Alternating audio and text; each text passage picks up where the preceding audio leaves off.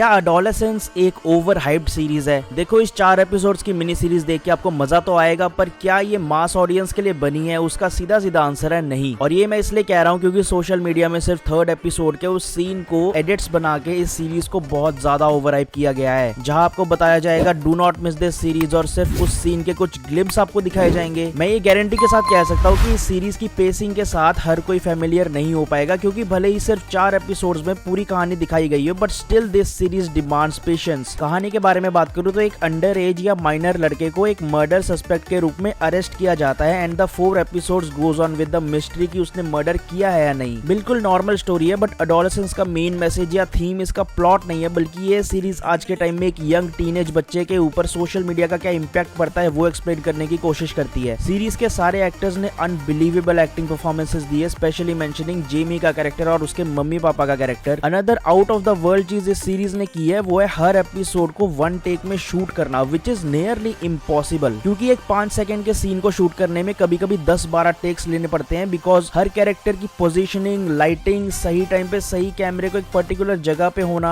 बहुत ज्यादा मैटर करता है हर सीन के लिए। बट इस सीरीज के मेकर्स ने ये क्लेम किया है कि उन्होंने 1-1 घंटे लंबे एपिसोड्स को एक सिंगल टेक में शूट किया है, जो दिखने में काफी कूल लगता है, क्योंकि 1 घंटे के लिए आपको कोई कट नहीं दिखता, एक लीनियर वे में पूरा एपिसोड चलता है। और ऐसा भी नहीं है कि एक ही जगह में शूट किया गया है पूरा एपिसोड, हर एपिसोड में लोकेशंस भी चेंज की गई है, तो पॉसिबिलिटी तो है कि उन्होंने किसी तरह से कुछ कट्स को फील नहीं होने दिया। बट अगर सच में 1 टेक में ही हर एपिसोड को शूट किया गया है, then hats off to the makers. ये सीरीज सिर्फ एक्शन लवर्स या जिनको सिर्फ थ्रिल पसंद है उनको पसंद नहीं आने वाली, क्योंकि 4 एपिसोड्स के लिए सिर्फ डायलॉग्स ही दिखेंगे, आपको लंबे लंबे कन्वर्सेशन दिखेंगे और एक प्रॉपर इन्वेस्टिगेशन देखने को मिलेगी। जो चीजें नॉर्मली इन्वेस्टिगेशन के दौरान होती है वो सब भी दिखेगा। फॉर एग्जाम्पल, अगर सस्पेक्ट को कुछ भी पूछा जा रहा है तो उसे नो कमेंट्स बोल के आंसर ना देने का भी राइट होता है। ऐसी छोटी छोटी चीजें जेमी को बताई जाती है शुरू में। और इस पूरे चक्कर में फैमिली का क्या रोल होता है या फैमिली पे क्या असर होता है इस चीज का, जब कोई एक माइनर बच्चे के ऊपर ऐसा इल्जाम लग जाए तो माँ बाप को क्या क्या सहना पड़ता है, वो सब बहुत अच्छे से पोर्ट्रे किया गया है। लास्ट एपिसोड आपको बहुत स्लो लगेगा, बट इट वाज इंपॉर्टेंट कि वो उसको लंबा खींचे ताकि जो फैमिली पे इम्पैक्ट होता है ऐसी सिचुएशन का वो पता लगे। मेरी डिसअपॉइंटमेंट सीरीज से नहीं है, बल्कि उस ऑडियंस से है जो इस सीरीज को सिर्फ एक सीन देख के ही जज कर रहे हैं। नो डाउट एट ऑल कि उस लड़के ने out of the world level की एक्टिंग परफॉर्मेंस दी है पूरे 4 एपिसोड में, वो भी एक टेक में पूरा एपिसोड शूट करना अनबिलीवेबल। बट ऑडियंस सिर्फ उस सीन को ही ओवर हाइप कर रही है without even knowing the real message of the series. इसलिए किसी भी वीडियो में आपको ये देखने को नहीं मिलेगा कि उन्होंने इस सीरीज के सिंगल टेक एपिसोड के बारे में कोई तारीफ की हो या सीरीज के दूसरे प्लॉट्स के बारे में बात की हो। इसलिए एज एन ऑडियंस मेरे जैसे ही कई सारे सिनेमा लवर्स के ऊपर ये रिस्पॉन्सिबिलिटी आ जाती है कि क्या मैं सही इन्फॉर्मेशन डिलीवर कर रहा हूँ, क्या ये सीरीज सही लोगों के पास पहुंच पाएगी या नहीं, या कोई व्यूअर मुझे ये ना बोले कि तूने तो कहा था कि इसमें ऐसा होगा वैसा होगा पर मुझे मजा नहीं आया। Just for this fact please watch the whole show first then flourish the hype. इसलिए मैंने ओवररेटेड की जगह ओवर हाइप वर्ड को यूज किया है, because this series is perfect according to the story and everything, and everyone should watch this series, but the problem is that this series is not for everyone to like. ऐसी ही और videos के लिए channel को subscribe कर देना। Video अगर आपको अच्छी लगी हो तो अपने दोस्तों के साथ शेयर जरूर करना, और मैं आपको मिलता हूँ नेक्स्ट वीडियो में।